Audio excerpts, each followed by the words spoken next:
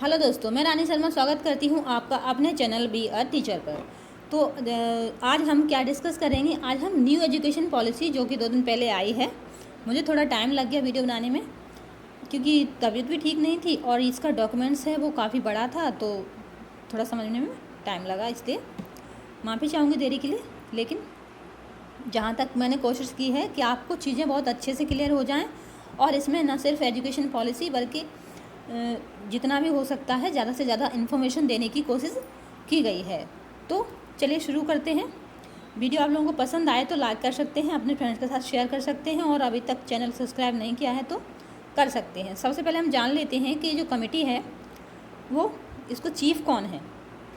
तो जैसा कि आप जानते हैं कि 3rd एजुकेशन पॉलिसी है, तो इसके चीफ हैं डॉक्टर के कस्तूरीरंगन, ठीक है, जो कि इसरो में साइंटिस्ट हैं और ये पद्म विभूषण अवार्डी भी हैं।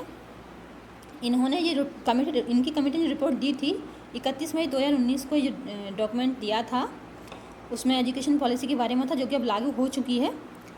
तो हम ये भी जान लेते हैं कि पहली कौन सी थी। तो फर्स्ट आप सभी को याद होगा कि फर्स्ट जो एजुकेशन पॉलिसी थी वो थी 1968 में आई थी, कोठारी कमीशन आयोग, आप सबको याद होगा 1968 में। फिर उसके बाद दूसरी जो आई 1980 ये इंदिरा गांधी के समय आई थी। फिर उसके बाद 1986 में जो आई दूसरी राजीव गांधी के समय, और उसके बाद फिर इसी में जो 86 में आई थी उसी को 92 में यानी 1992 में यशपाल कमेटी द्वारा लर्निंग विदाउट बर्डन ऐड करके रिप्लेस कर दिया गया था। और उसके बाद ये तीसरी पॉलिसी आई है 2020 में, ठीक है। तो ये करीब 34 साल 2020 में आई है, ये करीब 34 साल का थोड़ा लंबा गैप है, 34 साल बाद आई है। तो ये देखते हैं किस तरह से हमारे लिए हेल्पफुल होगी, टीचर्स के लिए, स्टूडेंट्स के लिए, हमारे देश के लिए। कहते हैं ना, किसी देश को अगर बदलना है तो वहाँ की शिक्षा नीति बदलो। इसीलिए शिक्षा का किसी भी देश के विकास में बहुत ही महत्वपूर्ण योगदान रहता है और शिक्षा में शिक्षक का रहता है। और ये चैनल चूँकि शिक्षक से रिलेटेड है, टीचर रिलेटेड है, तो यहाँ सिर्फ एजुकेशन नहीं बल्कि टीचर की भी बात होगी। और देख लीजिए, तो फिर शुरू करते हैं कि कंसल्टेशन से। NEP 2020 has been formulated after an unprecedented process of consultation that involved nearly over 2 lakh suggestions from 2.5 lakhs gram panchayat and 6,600 blocks and 6,000 ULVs and 676 districts। तो ये जो था NCEP यानी नेशनल एजुकेशन पॉलिसी 2020, ये बहुत ही अभूतपूर्व प्रक्रिया है, जिसमें क्या है कि करीब ये जो दिख रही संख्या, इतने लोगों से सजेशन दी गई है, इतने लोगों से सलाह मशवरा किया गया है, उसके बाद ही इसको अप्रूव किया गया है, ठीक है। तो दूसरी बात ये है कि MHRD यानी ministry of human resources and development का रिनेम्ड एज एजुकेशन मिनिस्ट्री। अब इसका जो नाम बदल के एजुकेशन मिनिस्ट्री कर दिया है और इसके जो मंत्री थे उनको अभी एजुकेशन मिनिस्टर कहलाएंगे अब वो। दूसरा है, अब इसको देख लेते हैं कि इसमें हम किन चीज़ों पर ध्यान देंगे। सबसे पहले तो इसका न्यू फॉर्मेट देखेंगे, ठीक है, उसमें क्या क्या बदलाव हुए हैं, कैसे कैसे। फिर हायर एजुकेशन और फिर इंक्लूसिव एजुकेशन, फिर मर्ज ऑफ UGC, AICTE और NCTE यानी UGC यूनिवर्सिटी ग्रांट कमीशन और all India council of technology education and NCTE national council of teacher education, ठीक है। फिर है टीचिंग एजुकेशन, कुछ टीचर्स के बारे में भी बात करेंगे क्योंकि अब तक जितने वीडियो आए हैं मुझे लगता है लोगों ने सिर्फ एजुकेशन के बारे में बात की है, टीचर के बारे में किसी ने बात नहीं की है कि टीचर को क्या करना है, क्योंकि हेल्प तो टीचर ही करेंगे, बिना टीचर के कैसा। हालांकि अभी टीचर के लिए गाइडलाइन आनी बाकी है। NCF 2009 में आया था, उसके बाद अब 2021 में आएगा, अभी आना बाकी। पॉलिसी भी अभी 2021 से ही लागू होगी एक्चुअली ये, अभी संसद से पारित होनी बाकी है। फिर क्या है इसमें, सबसे पहले हम फर्स्ट फॉर्मेट जान लेते हैं जो 5+3+3 है। ये 5+3+3+4 है।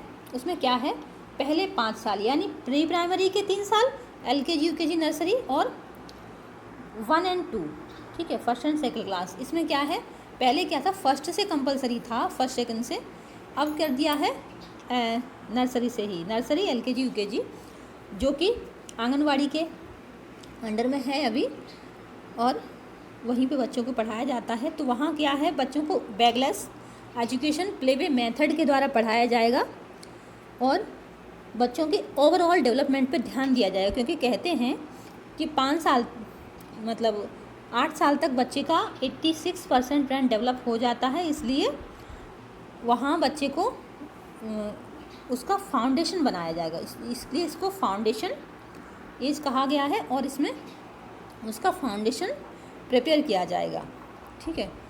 फिर उसके बाद है दूसरा 3 साल इसमें है।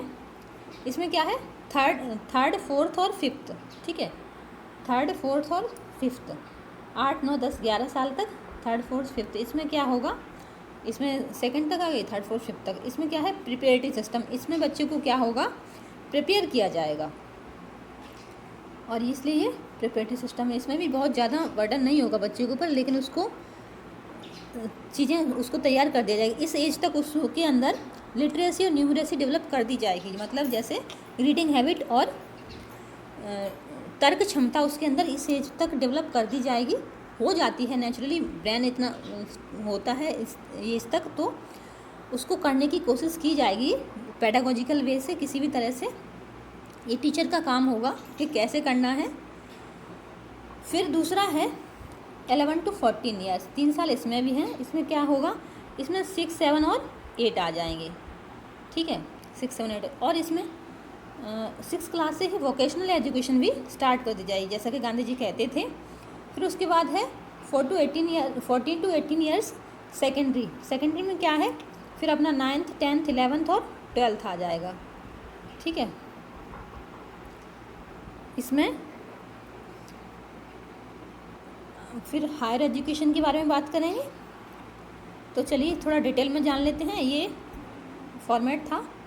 उसके बाद कुछ पॉइंट टू नोट करने लायक पॉइंट हैं। जैसे पहली बात तो ये कि मदर टंग, लोकल और regional language as a medium of instruction at least till grade 5 but preferable till grade 8 and beyond. तो क्या है, अब क्या है, बच्चे अपने मदर टंग में पढ़ सकेंगे, उनके ऊपर भाषा को कोई ऐसा बोझ नहीं रहेगा कि इंग्लिश में ही पढ़ना है, इंग्लिश मीडियम में ही, और लोकल या रीजनल लैंग्वेज जो उनकी है उस भाषा में वो पढ़ सकेंगे 5th क्लास तक, बल्कि 8th क्लास तक भी कोशिश की गई है उसके बाद भी, लेकिन अभी तक ये कंपलसरी नहीं हुआ है क्योंकि लोग प्रोटेस्ट ना कर दें इस बारे में, इसलिए अभी सिर्फ डॉक्यूमेंट में ही है। फिर है कि no language will be imposed on any student, मतलब ये क्या है, इसको लैंग्वेज को थोपा नहीं जाएगा किसी बच्चे पर, ठीक है, लैंग्वेज को थोपा नहीं जाएगा ज़बरदस्ती। ये तो वो पढ़ता है तो ठीक है, नहीं पढ़ता है तो उसको अपनी मातृभाषा में ही पढ़ाया जाएगा। फिर है this is the controversial decision as some education experts that believe that emphasis should be on English at its open doors the world. तो एक ये विवादास्पद है, कुछ एजुकेशन एक्सपर्ट का मानना था, विश्वास था कि जो इंग्लिश है वो संसार के दरवाजे खोलती है, तो ये विवादास्पद है, इसलिए इसको ज़्यादा ध्यान नहीं दिया जाएगा कि सिर्फ इंग्लिश ही पढ़ना है। बाकी क्या है, सिर्फ इंग्लिश ही क्यों, अदर लैंग्वेज भी सीखो। तो उसके लिए क्या किया गया है, ये 4th पॉइंट है, a choice of foreign language in second stage. तो सेकेंड स्टेज में क्या होगा, बच्चा यदि कोई फॉरेन लैंग्वेज सीखना चाहता है, इंग्लिश भी हमारे लिए फॉरेन लैंग्वेज ही तो है, तो जैसे जर्मन है, स्पेनिश है, चाइनीज़, जापानीज़, फ्रेंच, तो कोई भी वो एक लैंग्वेज सीख सकता है, 1 या 2 भी सीख सकता है, ऐसा कोई नहीं। उसकी एलिजिबिलिटी उस पर डिपेंड करता है, क्षमता पर भी, वो कितना सीखना चाहता है, कितना इंटरेस्टेड है, ठीक है, तो वो सीख सकता है, ऐसा प्रावधान आ गया है। फिर है कि इंक्लूसिव एजुकेशन। अब इंक्लूसिव एजुकेशन के बारे में थोड़ी सी बात कर लेते हैं। जो समावेशी शिक्षा होती है उसमें क्या होता है, कुछ बच्चे होते हैं जो निर्धन होते हैं, पैसे की कमी के कारण अपनी पढ़ाई छोड़ देते हैं, फर्स्ट ईयर में छोड़ दी या उससे पहले भी छोड़ दी, तो उनके लिए क्या रहेगा, efforts will be made to incentivize the merit of students belonging to SC, ST, OBC and other ST, SEDGs। तो ये इसमें क्या है, सोशियो इकोनॉमिक, ये इसमें यदि बच्चे मेरिट में आ जाते हैं तो वो चाहे किसी भी जाति से बिलोंग करते हैं, SC, ST, किसी भी OBC, कहीं किसी से भी हों, तो उनको स्कॉलरशिप दी जाएगी और उनकी पढ़ाई जारी रखने का पूरा प्रयास किया जाएगा। फिर दूसरा पॉइंट है, the national scholarship portal will be expanded to support, foster and track the progress of student receiving scholarship. तो ये क्या है, एक पोर्टल बनेगा और वो सपोर्ट करेगा, फॉस्टर करेगा यानी पालेगा पोसेगा, और ट्रैक भी करेगा, समय समय पर ट्रैक करता रहेगा कि बच्चे जो पढ़ना चाह रहे हैं, जो मेरिट में इनका नाम आया है, उन्होंने स्कॉलरशिप रिसीव की या नहीं। और तीसरा है कि private higher education institute HIE will be encourage to offer larger number of freeships and scholarship to their students. अब क्या है, जो प्राइवेट हायर एजुकेशन इंस्टीट्यूट हैं उनको भी इनकरेज किया जाएगा कि वो ज़्यादा से ज़्यादा बच्चों को फ्री शिप्स और स्कॉलरशिप देकर उनकी पढ़ाई जारी रख सकें और ग्रेड में भी सुधार करें। फिर है कि special funds have been earmarked for special education. तो ये जो स्पेशल फंड है वो पहले से निकाल के रखे जाएंगे स्पेशल एजुकेशन के लिए। ठीक है, आई होप यहाँ तक क्लियर हुआ होगा।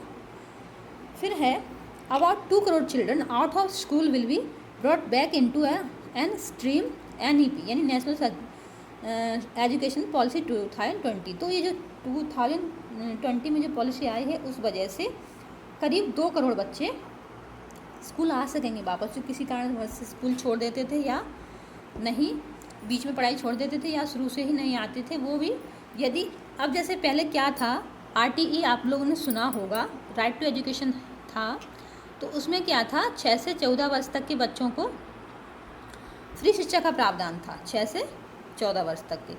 तो अब चूँकि ये सारी चीज़ें NCERT अपने हाथ में ले रहा है 3 साल से 18 साल तक, तो ये सारा ही डॉक्यूमेंट में तो लिखा हुआ, लेकिन अभी तक अप्रूवल इस चीज़ का हुआ है कि नहीं हुआ है, अभी क्लियर होना बाकी है, क्योंकि कुछ चीज़ें करीब 21 तक हो जाएंगी।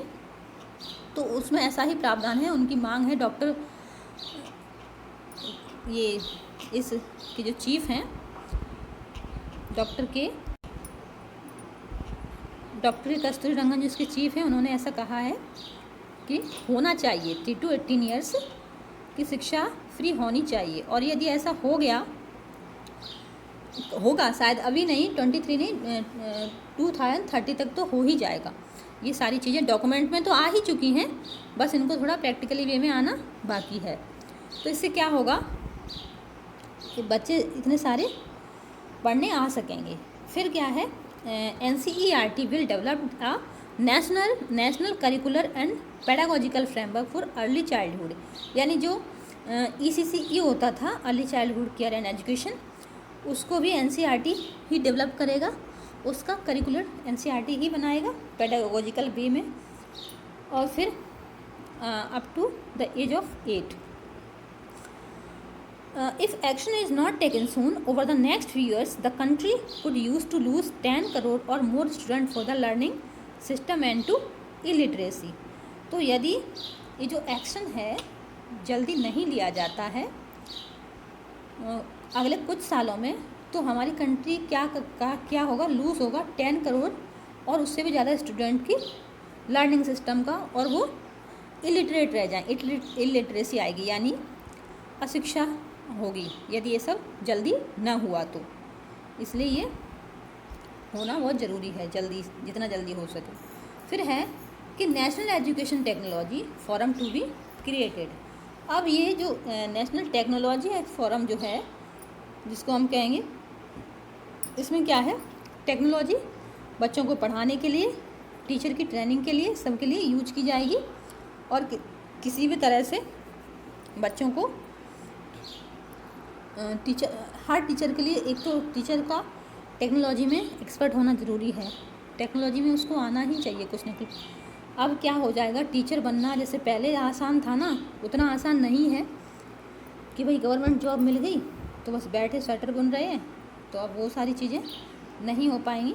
अब आपको काम करना ही होगा, और क्योंकि सारी चीज़ें टेक्नोलॉजी ने इसका गैप काफ़ी कम भी किया है वैसे, तो पेडागोजी और टेक्नोलॉजी आपको आना बहुत ज़रूरी है, अदरवाइज़ आप टीचर बनने के बाद भी आपकी जॉब जाने के चांस रहेंगे। और जो पैरा टीचर सिस्टम था वो भी अब ख़त्म हो जाएगा, जो असिस्टेंट टीचर थे उनको भी हटा दिया जाएगा। करीब 2030 तक तो ये सब होना ही होना है, अभी कुछ 1-2 साल नहीं भी होगा तो कोई बात नहीं, 1-2 साल की कोई बात नहीं, लेकिन 2030 तक तो ये कंपलसरी हो ही जाएगा सब।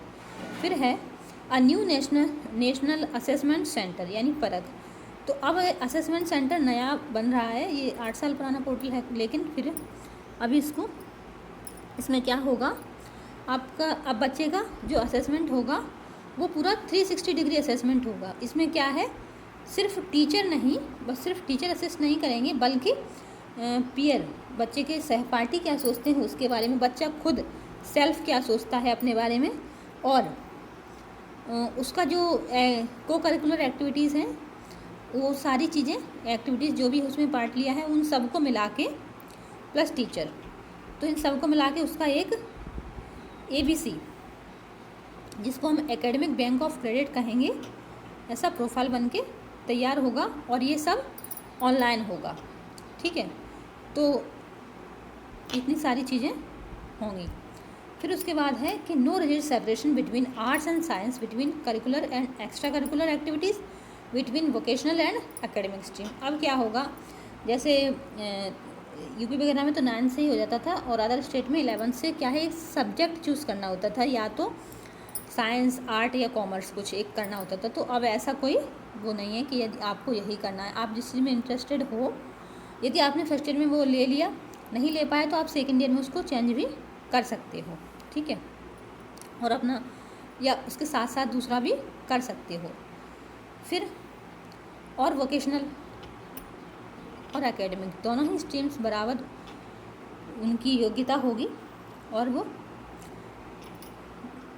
Vocational integration from class 6 onward. अब ये क्या होगा, वोकेशनल जो क्लासेस गांधी जी भी कहते थे कि वोकेशनल क्लास होने चाहिए, ताकि बच्चे सिर्फ शिक्षित ना मतलब शिक्षा के साथ साथ वो अपनी लाइफ सर्वाइव भी कर सकें, कुछ कमा भी सकें, परिवार की हेल्प भी कर सकें, इस तरह से वो वोकेशनल क्लास होनी चाहिए। तो अब उसको भी कंपलसरी कर दिया है, 6 से शुरू कर दिया, 6 क्लास से ये होने लग जाएंगे। अभी नहीं, पेपर वर्क है, प्रैक्टिकली आने में शायद थोड़ा समय लगता है, लेकिन इतनी चीज़ें हुई हैं तो होना तो ज़रूरी है और हो जाएगा।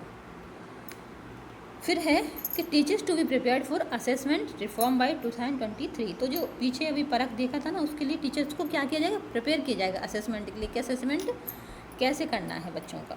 तो ये कब तक होगा, 2023 तक होगा। क्यों कि शिक्षा नीति बदली है, तो अब टीचर को भी बदलना पड़ेगा, तभी तो ये फलेगी फूलेगी। फिर है कि every child will come out of school and adapt at least 1 skill. अब क्या होगा, जब भी बच्चा स्कूल से बाहर आएगा तब तक उसके अंदर कम से कम एक स्किल होगी, चाहे वो किसी भी क्षेत्र में हो। ठीक है, फिर है common standard of learning in public and private school. और दूसरी बात ये कि अब पब्लिक स्कूल हों चाहे प्राइवेट स्कूल हों, ठीक है, सबका स्टैंडर्ड कॉमन ही रहेगा। ठीक है, दूसरी बात है ABC बता दिया, ये एकेडमिक बैंक ऑफ क्रेडिट आपका रहेगा, आपका प्रोफाइल अब ऐसा हो जाएगा ऑनलाइन, उसमें आपका पीयर्स का और आपकी जो एक्टिविटीज़ हैं किसी भी चीज़ से सारी स्किल्स, जो भी जिस स्किल में आप माहिर हों वो सारी चीज़ें इसमें आपकी रहेंगी, और ये ऑनलाइन हो जाएगा। ठीक है, फिर है टीचर एजुकेशन। चलिए, शिक्षा के बारे में तो हमने काफ़ी बातें कर ली, अभी थोड़ा टीचर एजुकेशन के बारे में जान लेते हैं कि टीचर एजुकेशन का क्या असर, टीचर एजुकेशन पर इसका क्या असर पड़ेगा, और टीचर एजुकेशन में क्या क्या बदलाव आएंगे। तो a new comprehensive national curriculum framework for teacher education NCFTE 2021 will be formulated by the NCTE यानी national council of teacher education, जो NCERT के द्वारा ही होता है। कंसल्टेशन विद मतलब इसके साथ कंसल्टेशन NCERT के साथ कंसल्ट करके NCTE 2021 तक NCF नेशनल करिकुलम फ्रेमवर्क जो है टीचर एजुकेशन का वो आ जाएगा। इससे पहले NCF 2009 में आया था, ठीक है, 2009 में आया था NCF 2009, उसके बाद अब 2021 में आएगा, ठीक है। फिर है by 2030 the minimum degree qualification for teaching will be a 4 year integrated B.Ed degree. अब क्या होगा, 2030 तक आपको 4 साल की, यदि आपको टीचर बनना है तो 4 साल की इंटीग्रेटेड डिग्री लेनी होगी, ठीक है। फिर क्या है, robust teacher recruitment and career path. Robust मतलब भारी मात्रा में, बहुत अधिक मात्रा में क्या होगा, टीचर रिक्रूटमेंट होगा। भाई इतने सारे बच्चे पढ़ने आएंगे तो उनके लिए टीचर भी तो चाहिए, तो टीचर के लिए ये कभी भी चेंज होता है तो किसी के लिए चांस भी होता है, ठीक है। इसलिए a common national professional standard for teacher NPST will be developed by the national council for teacher education by 2022 in consultation with NCERT और SCERTs, teachers and expert organisations from across level and regions. तो इसमें क्या होगा कि teachers पे भर्ती पे काफ़ी मात्रा में टीचर भर्ती होगी और ध्यान दिया जाएगा। ये NCERT और SCERT यानी स्टेट सेंट्रल एजुकेशन द्वारा ये सब चीज़ें एक्सपर्ट ऑर्गेनाइज करेंगे। और इसमें क्या होगा, जैसे गांव हैं, गांव में नवोदय विद्यालय वगैरह होते हैं और कस्तूरबा गांधी वगैरह ये विद्यालय हैं, वहाँ पे ज़्यादा ध्यान दिया जाएगा। वहाँ स्पेशली लड़कियों के लिए और जो फीमेल टीचर हैं उनके लिए क्वार्टर्स वगैरह का ज़्यादा ध्यान रखा जाएगा और उन्हें कोई असुविधा ना हो, इस पर भी ज़्यादा ध्यान दिया जाएगा। फिर है कॉन्टीन्यूस प्रोफेशनल डेवलपमेंट। ये CPD जो है ये क्या है, 50 घंटे का टीचर के लिए है, टीचर ट्रेनिंग है। आपको साल में कम से कम 50 घंटे टीचर ट्रेनिंग लेनी ही होगी, ये कंपलसरी है, चाहे वो ऑनलाइन हो या ऑफलाइन हो। फिर उसके बाद है मल्टी डिसिप्लिनरी अप्रोच। ये क्या है, ये कुछ इंस्टीट्यूट होते थे जैसे इंस्टीट्यूट ऑफरिंग सिंगल स्ट्रीम, जो पहले क्या है single stream such as technical education must be phased out, तो ये हटा दिए जाएंगे। And all universities and colleges must be focus on becoming multidisciplinary by 2030। तो ये क्या है, कुछ जो एजुकेशन थे, हायर एजुकेशन इंस्टीट्यूट थे जो एक ही चीज़, एक ही सिंगल स्ट्रीम थे, उनको मल्टी डिसिप्लिनरी कर दिया, मतलब उसमें बाकी चीज़ें भी आपको प्रोवाइड कराई जाएंगी। तो ये क्या है, stand on higher education institute and professional education institute will evolve into multi disciplinary education, ठीक है। The new education policy aim for broad based flexible learning. और further by 2030 the aim is to set up at least one large multi disciplinary higher education institute in और near in every district, या तो उस district के अंदर या इस district के पास कम से कम एक मल्टी डिसिप्लिनरी इंस्टीट्यूट खोला जाएगा ताकि आसपास के क्षेत्र के विद्यार्थी आके पढ़ सकें। फिर है नो UGC AICTE और NCTE, यानी जैसा कि हम पहले बता चुके हैं कि university grant commission, all India council of technology education और national council of teacher education, इन सबको क्या है मर्ज कर दिया जाएगा। अब क्या होगा कि higher education commission of India HICE will be set up as a single overarching umbrella body for an entire higher education excluding medical and legal education. सिर्फ मेडिकल और लॉ एजुकेशन को छोड़कर, क्योंकि इनमें कुछ अलग ज़रूरतें होती हैं, इसलिए इन दोनों को छोड़कर बाकी सारा मर्ज कर दिया जाएगा। फिर है public and private higher education institute will be governed by the same set of norms.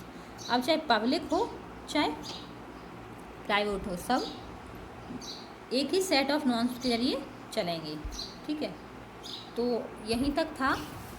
बाकी चीज़ें अगर आपको क्लियर ना हुई तो कमेंट बॉक्स में पूछ सकते हैं। और आपको वीडियो कैसा लगा, पसंद आया तो लाइक कर सकते हैं। और ये जो नई शिक्षा नीति आई है उससे आपको क्या लगता है उसके बारे में कमेंट बॉक्स में कमेंट करके ज़रूर बताएं। ओके, धन्यवाद।